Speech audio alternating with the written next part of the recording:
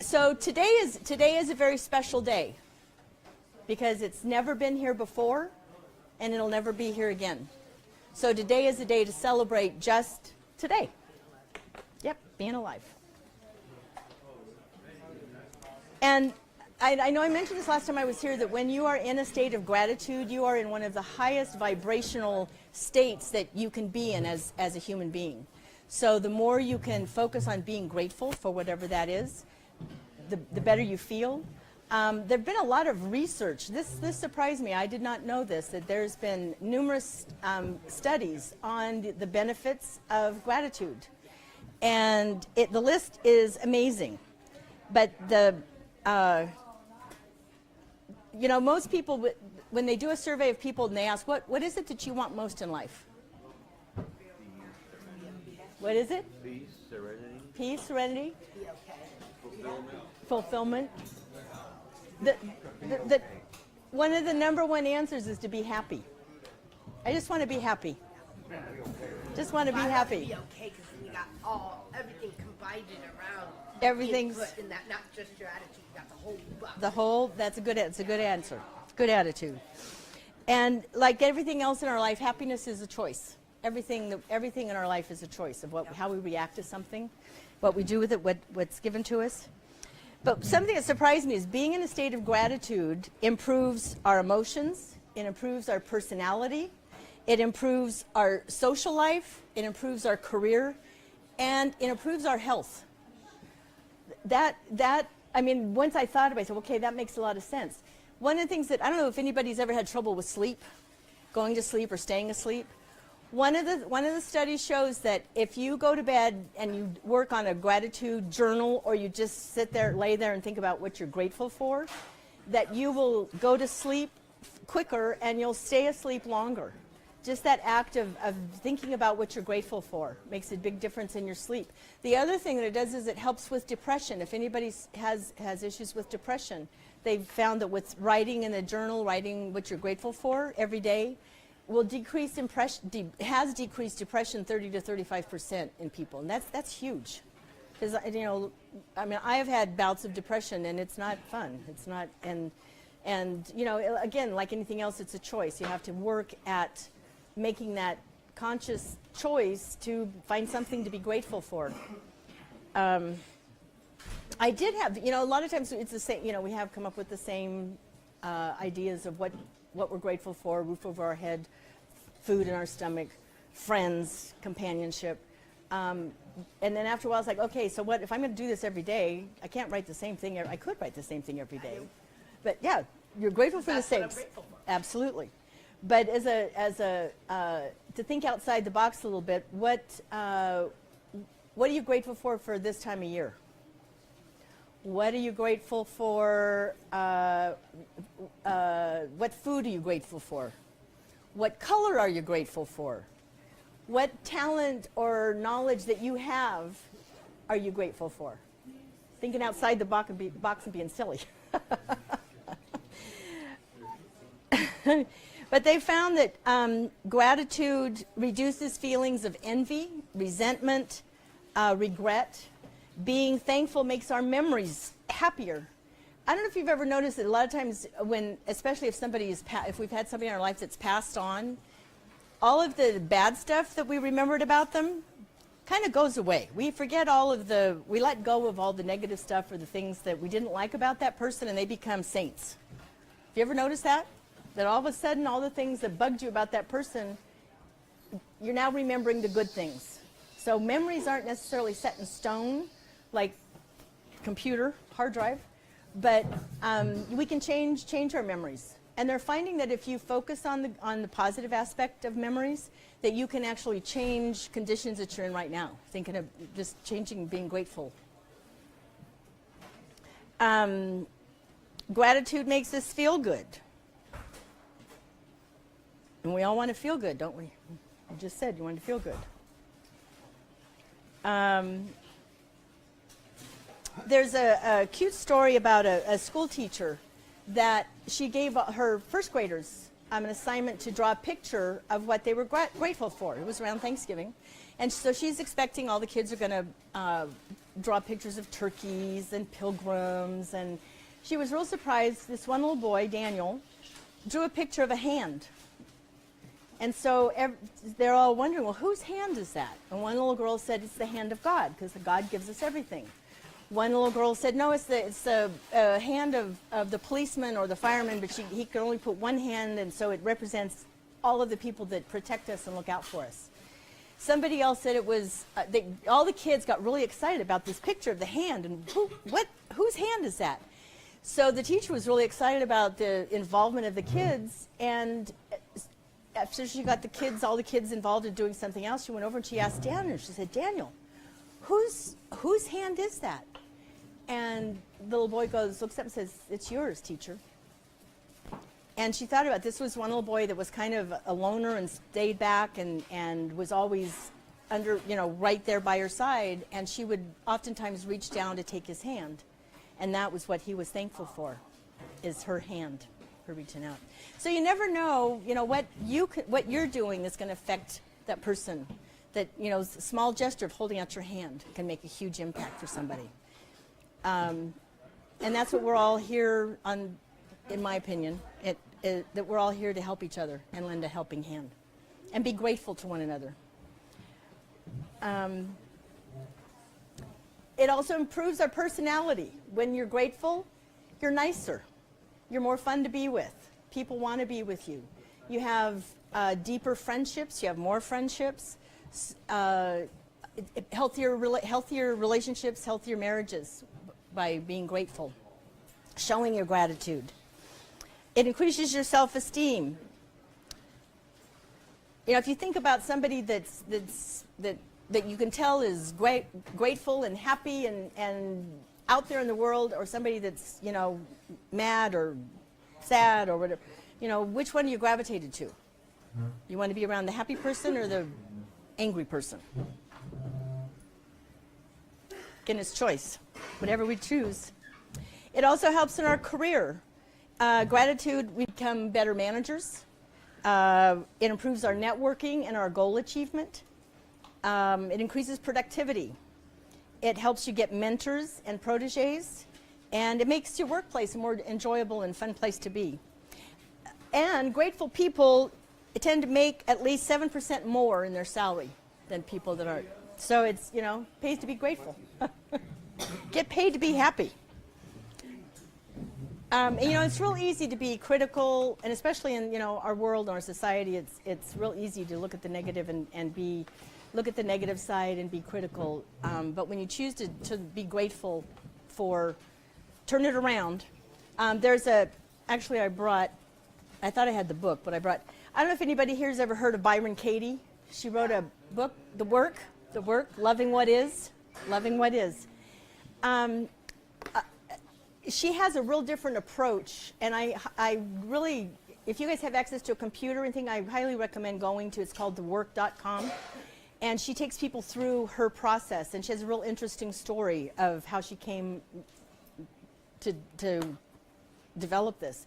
And she's gone all over the world doing the work, as she calls it. It's called Byron Katie's The Work. But I had an opportunity to study this and work with it, and I was impressed. I liked it, but I never really got it until I had gone to a training, and they started doing the work, and they showed a video of her. And the woman that was being interviewed, so much the place that I was personally at the time, that it really hit me, and I was a mess, crying and sobbing, and I had to get up and leave the room. I didn't want anybody to see me. I'm trying to sneak out of the room with tears flowing down my face. And one of the instructors came in, and she actually took me through the work. And at the time, my son had totally pushed me away and would not talk to me at all, and that was killing me. It was, it was the hardest thing. And whenever I would try to do the work on my own, I'd get to there's questions that you do in turnarounds, and I'd always get stuck. And so we're sitting in the bathroom, and she's glad he's not talking to you. I said, are you crazy? I said, that's why I get stuck. I'm not glad he's not talking to me. Tell me why you're glad he's not talking to you. I mean, we sat there for like 20 minutes, and I'm going, I'm not glad that he's not talking to me. And then all of a sudden, the lights went off, and I went, oh, because every time he talks to me, he's really mean and cruel. I'm glad he's not talking to me when he's mean and cruel. So again, that shift of how you look at something it can be life-changing. Be life-changing. So I highly recommend Byron Katie and the work.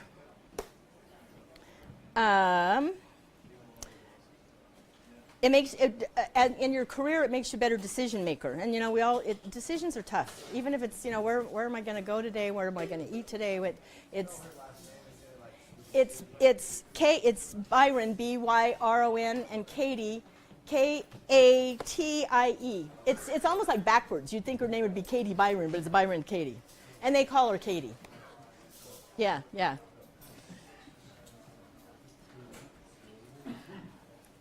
So I talked about health. It improves your health. It improves your career, your personality. All right.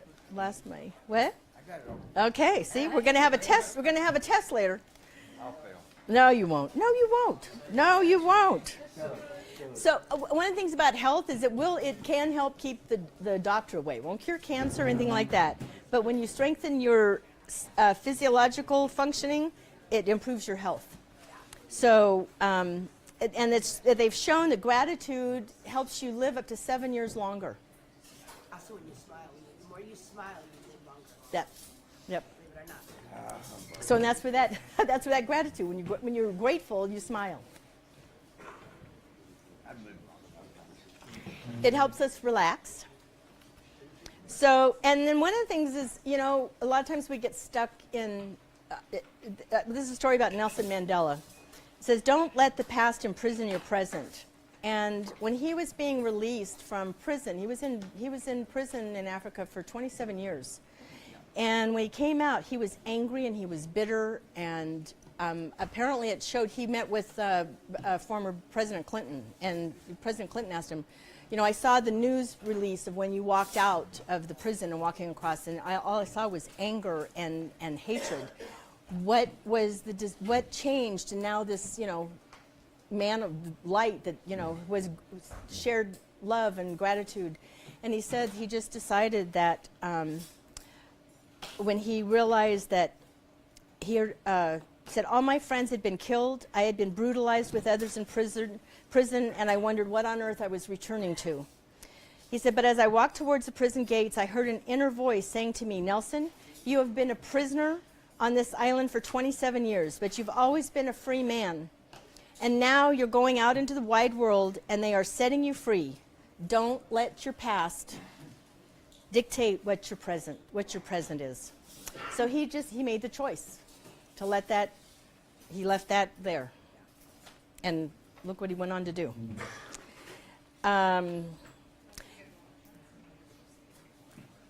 And you know, I know I touched on this last time I was here about our neural pathways in our brain, and that we have our habits, our habitual thinking, and what we've been told, what we've listened to makes pathways in our brain, but we can retrain those. It takes a lot of work, and it takes conscious effort saying, okay, I'm thinking that negative stuff. You just said I'm going to fail. That's a negative thought pattern. Self-talk. You got to change it. Say, I'm going to pass. I'm going to get an A+, 100%. But you have to do it. Gotta care. You have to do it. You got to care, and you have to believe it. If you don't, you can say all those words. If you don't believe it, it's not going to change. But if you can change those neural pathways, then you can have a habit of being grateful. I know I've been teased a lot of times, being called a Pollyanna, because I tend to try to look at the good. As you can look at a glass, some people say half full or half empty. I have a glass. I'm grateful I have a glass. So, how many remember Pollyanna, the movie? You remember the Glad game? Yeah. Well, then she used to talk about the Glad game and find some reason, something to be glad for. And you know, so some of the characters in the movie were really curmudgeons and grumpy, and saw nothing to look forward to or nothing to be happy about, and she'd always find something to turn it around. And that's what we can all do. We can all look at something that could be just, you know, awful, but to turn it around and look at it from a different viewpoint, and what can you find to be grateful for? And, you know, a lot of times in our situations, it's tough. We're going to do, I brought pencils and stuff. I wasn't sure if you had a place to put them up, or you can just carry them with you. But I wanted you to take a few minutes and write down with what you're grateful for today, or this week, or, yeah, just what you're grateful for. I have a whole bunch of colored leaves. You can take one and pass it on. And like I said, you can either see if you can hang them up somewhere or carry them in your wallet. I really do recommend getting a little, I know the dollar store has them, sometimes Grocery Outlet has them, just a little journal. And practice keeping a journal of gratitude. You know, at the end of the day, just write down what are you grateful for today. Could be a friend, could be, you know, just anything. Freedom. Kisses. Oh. That's true. And don't get me started. Seems like we're getting more and more taken away. But it really, all of the things that I mentioned about for your emotional state, your health, your personality, your career, being grateful helps the whole person.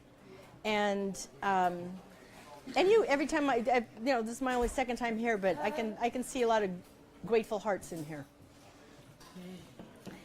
And things will change. Your life will change the moment that you start focusing on being grateful. And the more there is a law of science, the law of attraction, that the more you focus on what you're grateful for, the more things will show up to make you even more grateful.